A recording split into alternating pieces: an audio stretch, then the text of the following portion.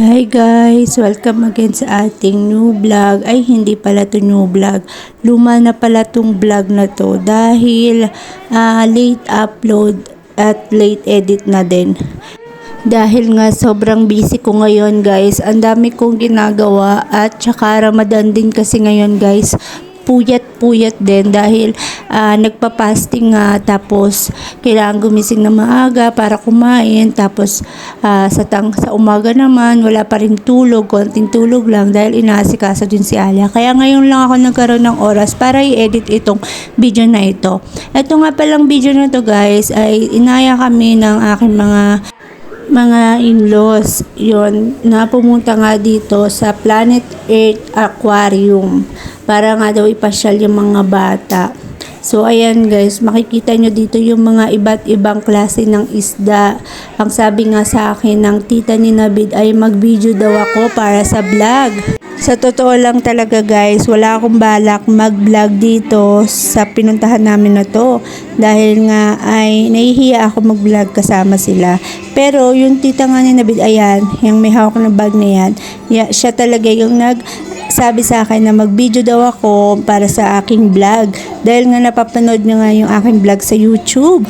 Ayun, napaka-supportive niya. Kaya ayan naman, si For The Go ako. Kahit ano na lang yung mabidyohan ko. Ito nga palang mga nakikita niyong maliliit na yan ay iba't ibang klase ng hayop yan. Kailangan nyo gumamit ng magnifying glasses para makita nyo sila ng malakihan. At kung hindi nyo siya makita kasi sobrang liit talaga nyo guys. Tinawag nga ako ng tita ni Navid. Sabi niya na picturean ko raw. Ay nagbibideo ako. Pero kasi pag nagbibideo ka, pwede mo naman siyang picturean. So ayan, pinapakita niya isa't isa. Ayan, duck ata yan. So ayun, sabi niya dito pa daw, meron pa daw doon. Pakita ko pa daw doon. Isa-isahin namin yan guys, kung alam nyo lang. So makikita nyo guys, ipapakita ko sa inyo lahat ng gusto niyang ipakita. Ito nga kasi si Alia ay gusto rin makita, kaya binubuhat nga namin. Ito na guys. Ito ay hindi ko nga alam kung anong ba yan. Tao ata yun guys. Ayan ay mga aquarium. Pangalan ng Planet Aquarium. Nakasulat siya sa anuhan ng lapis. Ito nga pala, napunta ako dito sa mga shell. Bibidyohan ko sana to. Kaso tinawag ako ulit ni Mami. Ayan, sabi niya dito muna daw ako at picturean ko nga raw. Mamaya na yung shell. So ito nga, ayan, dove. Tapos ito ay puno na may something doon. Hindi ko alam kung ano. Ito ay parang peacock ata yan guys. Mahabang ano. Tapos ito naman ay rooster ata yan, rooster.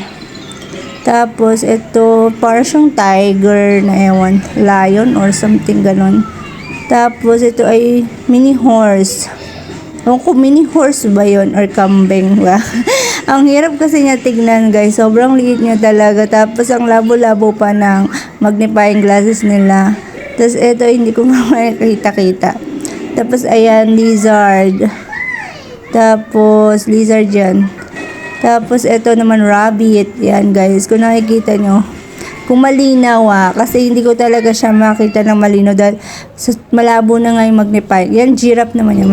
Magnifying glass, malabo na. Camel. Yan. Tapos malabo pa yung camera ko. Tapos ito monkey ata. Yan guys, na nakaupo sa bato.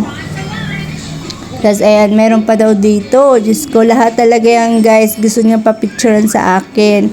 Ito horse yan. Tapos ito snake. Ayan na yung last ata. Tapos, ayan, pupuntahan ko na nga dito yung mga shell. Kasi gusto ko nga makita yung iba't ibang klase ng shell. Alam ko namang marami na ito sa Pilipinas. Pero kasi dito sa Mysore, walang dagat. So, parang nakakamanghan na makakita ng mga shell. Dahil malayo nga sila sa dagat. Ang gaganda ng mga shell guys. May mga pangalan siya kaso hindi ko talaga mabasa dahil nga nasa language nila. Tapos dito balik tayo sa mga isda. Ayan, Snow White Morn daw yan. Sobrang liliit talaga nila guys. Tapos yung mga aquarium dito as in maliliit lang talaga. Ano mo yung, ayan o, kailangan ko pang i-zoom yung sa cellphone ko para makita nyo yung mga isda. Ito ang cute nila, oh, parang tiger yung may guhit-guhit, parang zebra. Pero hindi ko alam yung mga pangalan. Basta ang liliit nila guys, kailangan mong i-zoom kung para makita mo yung mga isda. Ayan. Kaya inisa-isa ko yan guys kasi gusto ni mami na picturean ko nga sila isa-isa. Alam nyo ba, lahat ng picture na kinuha ko na yan ay sinend ko sa kanya. Tapos naman dito guys, lumipat kami sa mga lalaking isda. Ito ay para siyang bangus guys. Tapos ito sabi ni mami sa akin, picturean ko daw sila ni Alia dito sa may parang bangus na isda. Hindi ko alam kung anong isda yan, pero para sa akin para siyang bangus guys. So ayan, picture lang sila dyan ni Alia. Mahilig talaga si mami na mag-picture pero hindi niya pinopost sa kanyang Facebook. Kinikip niya lang yun sa cellphone niya, parang memories, tsaka pinapakita niya sa mga kamag-anak niya, at tsaka sinasend niya sa anak niya kasi nasa Dubai nga yung anak niya, yung pinsan ni Navid. Ayan, dito naman sila again. Ayan, continue nga kami ulit dito sa iba pang aquarium. Sobrang dami nga dito guys. Ito, may nakita ko dito, napakalaki niya guys. Isa, para siyang basta alam niyo to guys kung anong classic isda yan. Siguro nakita niyo na yan. Sobrang laki niya talaga guys. Kung makikita niyo. At nilalapit ko nga si Alia kasi nga natatakot siya. So, pinapalapit ko siya para mawala yung takot niya. Tapos ito pa guys, ang dami talaga iba't ibang klase dito ng isda. Siguro hindi ko na sa inyo maipapakita lahat, no? Kasi sobrang haba na ng video pag pinakita ko pa sa inyo lahat yung mga klase ng isda guys. At meron nga dito guys na nakakaago atensyon na isda. Sobrang laki ng ulo niya. Sabi nga ni mami ay brain daw yon. Hindi ko alam kung anong pangalan niya. Pero ang laki ng ulo niya. Tapos ito ay ano ba ito? Crocodile ba yan? Ewan ko pangalan yan, crocodile. Ay, alligator ba? Para siyang crocodile. Alligator nga, ganon siya guys. Tsura niya para siyang alligator, kaya siya alligator tawag dyan. Tapos ito ang laki ng eel. Eel yan guys. Alam niyo naman yung eel, di ba? At dito nga guys, may nakita ko ulit ng isang isda. Bali dalawa sila. Patay na sila guys. Ito ay shark. Sabi ni mami ay pinipreserve daw yung katawan ng shark. Maliit lang siya na shark pero pinipreserve yung katawan. Ang galing. At habang naglalakad niya kami, binibilang ni Alia yung mga isda. Sabi niya 1, 2, 3. Tinuturuan siya ni mami. Ang cute-cute lang. Ito naman yung anak ng pinsan ni Navid. Siya ang nagbubuhat. Dito naman guys ay palabas na nga kami ng mga aquarium. Dito naman sa pupuntahan namin ay playground naman siya guys. Tapos iba pang mga hayop. Ayan, ito nga yung alligator fish guys. Para talaga silang alligator, no? Nakakatakot sila, ang haba ng kanilang ulo. Wow, what is that? मस्का मारिए तुम ना देख दल को गिसके की पास दे दल को मैंने सभी छब्बीस Wow, what is there? Oh, you play. Where is Niha Fatima? I see the bird. I a bird. नहीं है See, so many eating naman a bird. Alia parrot what is that It's having squirrel, no? Cocktail There's a squirrel. Where is the squirrel? Mama tell me location तो Oy, rabbit, Alia! Bunny! Alia! Dito nga guys, ay hindi ako pinapakinggan ni Alia kahit na gustong-gusto niya talaga yung bunny, pero na-focus siya doon sa playground. Kaya ayan, binidyohan ko na lang yung mga bunny. Tapos, sinundan ko na si Alia dahil gusto nga niya talagang pumunta doon sa playground. Nakita niya kasi yung pinsan niya na doon nagsuswing. Dito naman guys, nakita nga ni Navid itong iguana. Napakalaki niya guys. Tapos itong parrot. Yan, pwede ka sa kanila magpa-picture. Ilalagay nila sa katawan mo yung mga ibon at saka itong iguana. Meron pa yung snake guys. Kaso hindi pa nakalabas. Pero ang pakamahal, tinanong namin kung magkano. Ang sabi, isang picture ay 200. So sabi ni Navid, no need na daw. Kaya ayan, go na lang kami to the sa park. Papalaruin na namin si Alia. Ayan, nag-swing-swing nga sila ni abo niya dahil takot nga siya nang siya lang ang mag-isang uupo. Kaya sabi ko naman kay Navid, siya na lang ang umupo kasama ni Alia dahil ayoko nga umupo. Natatakot ako kasi baka maputol. Tapos lipat kami dito sa slide kasi nakita ni Navid yung pinsan niya. Ayan, si Nihana magi-slide. Pero natatakot din siya na magpadulas. Kaya inaantay ng kanyang mami na dumulas siya. Ayaw niya talaga, natatakot siya. Ito naman si Alia ay pumunta, umakyat siya mag-isa. At sinundan nga ni Navid kasi gusto nga rin niyang magpadulas. So, sabi ko, si Alia muna din. Tignan niya na lang kung paano mag-slide si Alia. Titignan nga natin kung paano siya. Hindi ko siya na-video ng maayos dahil natataranta ako. Ayan si Alia. Boom. Diba, ang bilis niya mag-slide. Pero nakita na ni Niha, ayaw pa rin niya mag-slide. Natatakot pa din siya. Pero ayun nga, ay na-push nga namin na magpadulas na siya. Sasapuin na lang siya ni Navid. Ayun, di ba? Hindi nawala yung takot niya. Ito naman si Alia, ayaw na umulit. At dito nga guys, ay na-personal ni Navid. Sabi niya, hawakan niya na lang para mag-slide na siya. Kasi ayaw niya bumaba. At ayun nga, ay nagpunta naman kami dito sa side ng mga animals ulit. Ito ay goose. Yan. Tapos may horse dito. Itong horse na to ay rerentahan mo. Magbabayad ka dyan. Tapos sasakay ka. Tapos iikot ka lang nila dito sa buong area. Tapos ayan si mami tsaka si auntie. Nakaupo sila dyan. Papahinga habang kami ay naglilibot-libot. Ito nga si Alia ay nakita pa yung ice cream. Sabi ko ay mamaya na lang nga. At akala nga nila ay pinipicturean ko sila kasi nag-smile sila. Ayun, sabi ko hindi, video lang ito.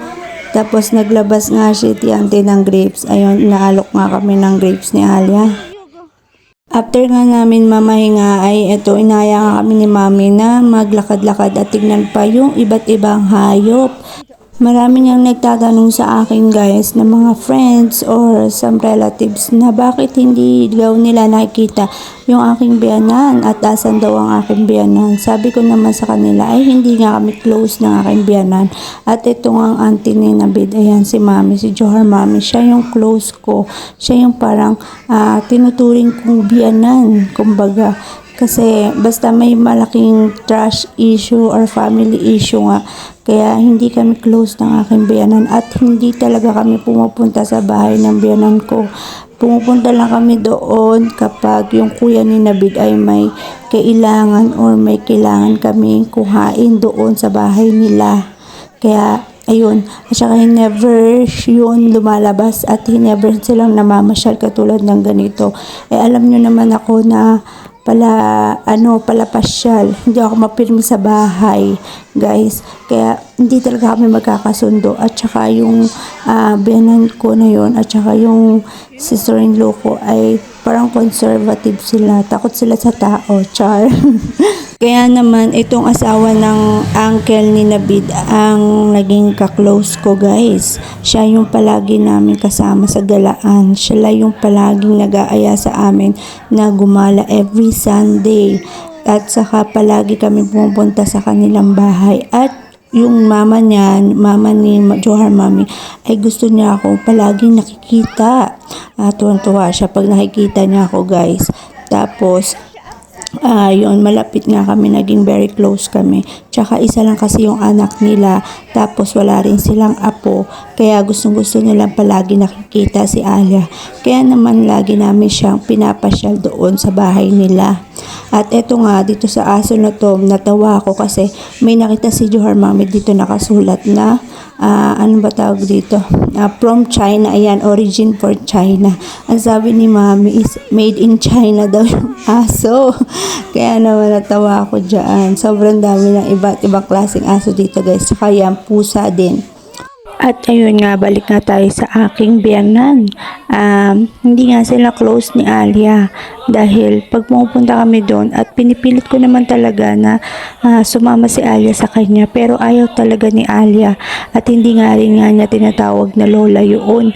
Ayaw niyang sumama. Ang tinatawag niyang lola at lolo, ito nga si Johar Mami at saka si Maktar Mama, kasi sila yung parang araw-araw ay palagi nga nakikita ni Alia. Hindi naman araw-araw, siguro twice a week, ganon. Twice a week, thrice a week, ganon. Lagi niya nakikita at ang nakalakihan kanyang daddy at dada. So, yung totoong biyanan ko ay hindi nga niya na nakakasama. Siguro nakasama niya lang noong unang dating namin dito. 2 buwan lang yun, guys. Syempre, lumipat na kami agad. Bumukod na ako dahil hindi ko kayang makisama sa kanila sa iisang bubong. Ang hirap. Siguro maraming makaka-relate sa akin ng mga Pinay na kasama nila sa isang bubong ang kanilang Indian in-laws dahil napakahirap talaga ng kanilang kultura. Ang hirap sundin, ang hirap intindihin, guys. At saka bilang isang manugang dito sa India, kailangan na ikaw na yung gagawa ng mga gawaing bahay, pagluluto. Pero ako hindi ko talaga kaya yon na ako lang. Sa 2 buwan kong pag-stay sa kanila, parang feeling ko ako ay naging isang katulong. Pakikita niyo yan sa akin mga previous vlog dati na mga nung bago pa lang kami dito sa India. Ito nga napakalaking ostrich na to, guys. Sobrang nakakatakot siya. Sinusubukan kong lumapit at mahawakan kahit yung balahibo niya, pero sobrang nakakatakot siya kasi feeling mo kakainin ka niya. Tingnan mo, napakalaki niya, guys. Parang ang tangkad-tangkad talaga niya. Manghang-mangha kami. Hindi lang siya isa, 2 sila, guys. Siguro ay 3 pala yan, guys. Napakalaki siguro ng itlog ng ostrich na yan. At dito naman, guys, ay may nakita nga si Alyang elepante. Pero sabi ko, ito mo ng bird kasi ang cute ng mga ibon dito. Tapos pero sabi niya gusto niya daw dun sa elephant. Ayan, tuwang-tuwa siya. At ang galing pala dito, hindi lang pala mga hayop at isda, may mga gulay-gulay din pala silang nakatanim. Iba't ibang gulay. Tapos ito nga elepante, guys, ay statue lang siya. Hindi siya totoo kasi nga small zoo lang ito. Ayan. Sabi ko nga kay Alia, ay magpipicture kami. Binigay ko nga kay Johar Mami yung cellphone para mapicturean nga kami dito, guys. Huwag nyo na nga pansinin, guys, ang korte ng aking katawan. Ako'y lumulobo na naman, guys. Simula nung nagstay ako sa bahay ng aking biyanan, ay pumayat nga ako. Lumaki nga yung pagkapayat ko. Pero nakabukod na kami ulit. Ay lumulobo na naman ako, guys. Lalo na ngayon na hindi na sa akin dumedede si Alia. Parang lalo ako lumalaki ulit. Tapos na yung turn namin sa pagpicture. Sabi naman ng pinsan ni Nabit, sila naman kasi gusto nung anak niya din na umupo doon at magpa-picture. At binigay na nga ni Nabit yung kanyang baby. Yan, 3 sila. Wala yung asawa niya kasi may work. Kaya sila lang 3. Napakaganda niyang pinsan ni Nabid. Sobrang bait, sobrang mahinhin, sobrang malambing magsalita. Makaka-close nyo talaga siya. Pagka nakita nyo siya or nakausap nyo siya, mabilis gagaan yung loob nyo sa kanya kasi sobrang bait niya talaga, guys. At ito nga, sabi ko nga naman kay auntie na sumama na siya para happy family din sila. Ayan yung mama niya, guys. Etong si auntie na to ay yung kapatid na bali ate siya ni Johar Mami. So yun, si Johar Mami ay asawa ng uncle ni Nabid. Basta mahirap intindihin nyo na lang, guys, kung paano naging kamag-anak sila. Basta yun na yun. So parang siya, cousin ni Nabid sa auntie, ganun. Hindi ko, second auntie, parang ganun ba? Hindi ko alam, basta ganun. Kayo na bahala ang umintindi. Hindi ko kasi siya ma-explain kung paano sila naging pinsan. Basta malayo-layo na. Siguro kasi third cousin, ganun. Hindi ko alam. Dito naman, guys, habang namamahinga kami at nakaupo, ay biglang nagdagsaan yung mga kambing. Nakakatuwa sila, guys. Galing sila sa pastulan. Pinastol sila sa labas. Tapos ito naman ay back to playground na naman kami. Gusto na naman nilang maglaro. Ay, ang change outfit nga pala si Alia dyan dahil nabasa ang kanyang buong damit, pati ang sapatos niya. Buti na lang talaga, guys. Ay, may dala-dala kaming extra clothes. Kaya kayong mga mami, pag naalis kayo, dapat lagi kayong may extra clothes at extra shoes or something na ganyan dahil hindi natin masasabi kung kailan magdudumi or magbabasa itong mga anak natin.